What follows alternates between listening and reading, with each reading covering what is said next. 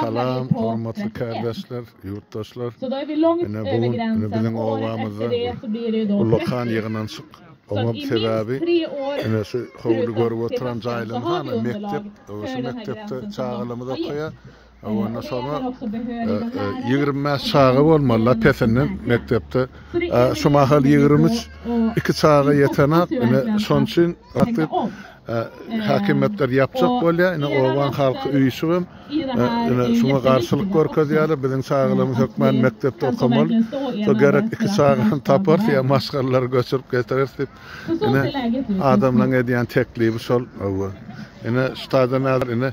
Ine bilemine şol bizim yeme. Hej, Björn Hall heter jag. Bizim deputatımız hem de Merkezi Partiyan, Center Partiyan yol başçısı. Yankı parlamentin deputatı. Deputat şeyle olmalı halkın içinde, halkın arasında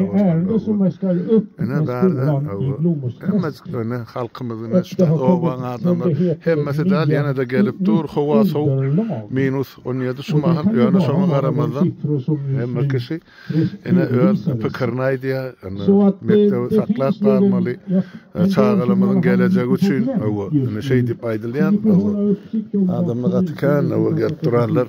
Ben yeni sesinden yüzden alıp oturmayın adamlar. Kan adamlar gelip durarlar. Hem mesela ovamızın yaşayıcıları, yaşlarım var, yaşlılarım var, sağlarım var, pensionerlerim var. O sayede ne? Derdi. Kalyaskada yatanları son çoğuluğumuz yankı olan. 2 aylık var. Soğuğum orada. O yüzden açık. Şeylere. Yurttaşlar. Şeydi. Hak hukuklarını koruyorlar şu vesede. Sağda halk. O bizimki al hükümet etmeli. Bir edip vermeliyen. Ben de hiç şeylik. Düşünce de yok. Her kişi öz alladasını öğretmeli. Ova derişli mektebin alladasını ne?